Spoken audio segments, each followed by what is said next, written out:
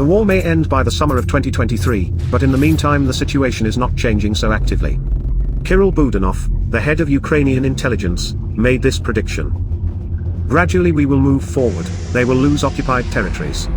Somewhere they will continue to strike with their Iranian Shahed drones and a smaller number of missiles, because Russia does not have so many of them left. In his opinion, the fighting will subside a bit in the winter because of the weather. It makes sense, too, because there will be physical and geographic problems in the winter, as they say. We are still waiting for such a winter, more or less warm, so the ground will be viscous, and in principle already now wheeled vehicles on the battlefield almost don't work, only tracked ones. It will only become more complicated with the beginning of heavy rains. The rains are somewhat slowing down the advance of the defenders in Luhansk region, but the defense forces continue to advance. Ukrainians will soon receive good news from the General Staff of the Armed Forces of Ukraine.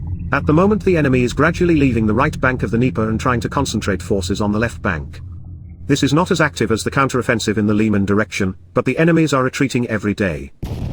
The other day the British Defence Ministry published intelligence indicating that the Russian command is seriously considering a plan for a large-scale withdrawal of troops from the Kherson region. The enemy's main problem is the lack of full-fledged crossings over the Dnieper River, which were destroyed as a result of strikes by the Ukrainian armed forces. The armed forces of Ukraine continue to push back the front line in the Kherson direction.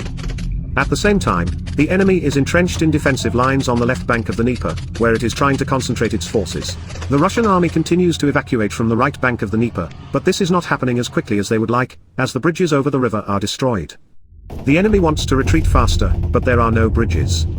Consequently, it can be said that the Russian military is leaving the right bank, concentrating on the defense of the left bank. They only use alternative crossings and cannot use full-fledged bridges. The Russian military continues informational blackmail, spreading rumors that the AFU is allegedly planning to hit Kakhovka hydroelectric power plant. In fact, the occupiers themselves mined the critically important facility, firing all personnel before doing so. How this situation will end, I suppose we will know very soon.